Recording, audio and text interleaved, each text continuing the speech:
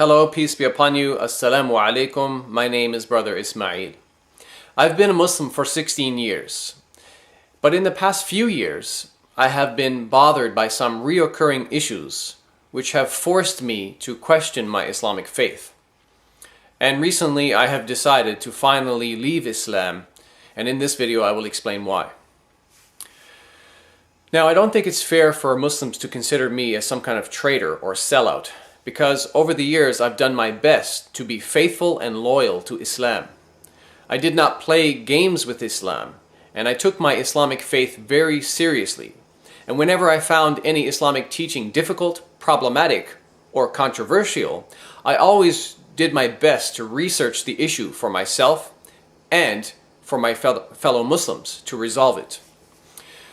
I certainly was not perfect, but I think very few people would question my sincerity to Allah, Muhammad, and to Islam.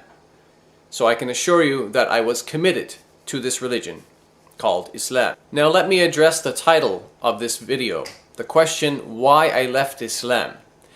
The answer to this question is the Quran and Muhammad and their teachings on moral standards and conduct. You see, over the past few years, I have found that I am no longer able to defend the Quran and especially Muhammad's morals and conduct. In the past, I have done my best to defend Islam, and in particular to defend Muhammad from the claims and charges made against him. I tried my best to love Muhammad, and I can prove I stood up for him and defended him many times. For example, I produced videos like Was Muhammad Merciful?, where I tried to provide examples of Muhammad's good character, and my video Who are the Islam Haters?, where I tried to refute and expose the anti-Islamic critics, and I made many more videos in which I defended Islam and Muhammad. Most of the time I was successful in defending Muhammad against those who were attacking his character, as I was well educated in Islam and I studied Islamic apologetics for years. However, while I was defending Islam, I had noticed many of the criticisms were actually valid and based on authentic early Islamic sources, and I found myself at a loss to find adequate, honest responses to them. In the coming videos, I shall share with you many of the allegations made against the Quran and Muhammad that I could no longer defend. But for the sake of brevity, in this video I will provide you with one example on the topic of sexual immorality.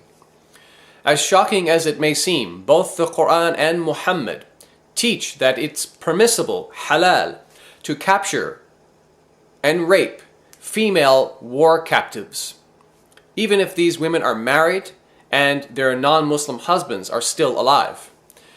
So let's investigate the Islamic sources to see what they say. The Quran in chapter 4 verses 22 and 23 informs Muslim men about the categories of women which they are forbidden to marry. But in ayah number 24 we read, وَالْمُحْصَنَاتُ مِنَ النِّسَاءِ إِلَّا مَا مَلَكَتْ أَيْمَانُكُمْ. Also forbidden are women already married, except those whom your right hands possess. So we see here in the Quran an exception, an example where it is permissible, halal, for a Muslim man to marry a woman who already has a husband. But who are these women described as being owned or possessed by your right hand? For the answer, let us turn to the most famous commentator on the Quran, Ibn Kathir, who, while commenting on Quran chapter 4:24, said the following, quote, Allah said, وَالْمُحْصَنَاتُ مِنَ النِّسَاءِ إِلَّا مَا مَلَكَتْ أَيْمَانُكُمْ. Also forbidden are women already married except those whom your right hands possess. The ayah means you are prohibited from marrying women who are already married. إِلَّا مَا مَلَكَتْ أَيْمَانُكُمْ.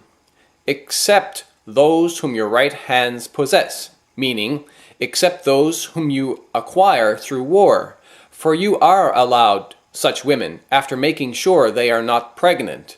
Imam Ahmad recorded that Abu Sa'id al-Khudri said, "We captured some women from the area of Awtas who were already married, and we disliked having sexual relations with them because they already had husbands. So we asked the Prophet about this matter, and this ayah was revealed. وَالْمُحْصَنَاتُ مِنَ النِّسَاءِ إِلَّا مَا مَلَكَتْ أَيْمَانُكُمْ. Also forbidden are women already married, except those whom your right hands possess. Consequently, we had sexual relations with these women. This is the recording collected by At-Tirmidhi, An-Nasa'i, Ibn Jarir, and Muslim in his Sahih. Now at this point, maybe you're in a state of shock. Maybe you're even saying to yourself, this is impossible. The glorious Quran and the noble Prophet Muhammad would never teach such sexual immorality. Or maybe you're thinking, there must be some other more positive interpretation to the Quran, chapter 4, verse 24.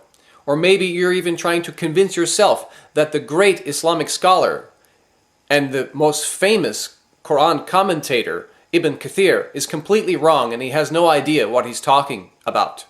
Brothers and sisters, I wish all of that were true, but unfortunately, when we investigate the matter further, things just get worse.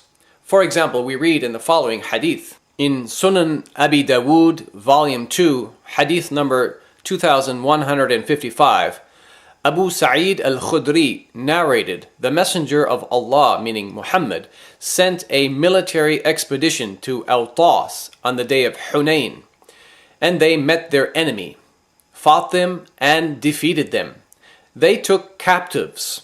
فَكَأَنَّ أُنَاسًا مِنْ أَصْحَابِ رَسُولِ اللَّهِ تَحَرَّجُوا مِنْ غِشْيَانِهِنَّ مِنْ أَجْلِ أَزْوَاجِهِنَّ مِنَ الْمُشْرِكِينَ. But some of the companions of the Messenger of Allah were reluctant or felt uncomfortable to have relations, meaning sex, with them, meaning the female captives, because of their pagan husbands. فَأَنزَلَ اللَّهُ فِي ذَلِكَ وَالْمُحْصَنَاتُ مِنَ النِّسَاءِ إِلَّا مَا مَلَكَتْ أَيْمَانُكُمْ. So Allah revealed the Quranic verse, and forbidden are women already married except those whom your right hands possess. And this is again Quran chapter 4 verse 24, as we said. أي فهن لهم حلال إذا أنقضت عدتهن. Meaning they are lawful or allowed for them when they complete their waiting period. And this hadith, my brothers and sisters, is sahih or authentic. So this hadith informs us that the Muslim soldiers had a problem. They wanted to have sex with the female captives, but these women were already married and they had husbands who were still living. So Muhammad then claims to receive a revelation from Allah that instructs the Muslim men to wait for a period of time to ensure that the female captives are not pregnant. And then after that period, these Muslim men are allowed to go and have sex with these married women. Now ask yourself this question. How would you feel if your wife or any woman in your family was captured by some enemy soldiers, then forced to divorce her husband, then forced to marry one of those enemy soldiers, then forced to have sex with that enemy soldier whom she obviously hated? And all of this happened while her husband was still alive. Do you think that your wife, your sister, your daughter, or your mother would agree to have these things forced upon her in humiliation? No sane person in his or her right mind could defend the Quran and Muhammad on this issue. This is nothing more than legalized rape of married women. And I cannot believe that this is from God. So therefore, I am rejecting the Quran and Muhammad on this issue. Now you have some idea why I left Islam. And in the coming videos, I hope to share more reasons with you, because there are many. Thank you for watching, and may God bless you and me and us all.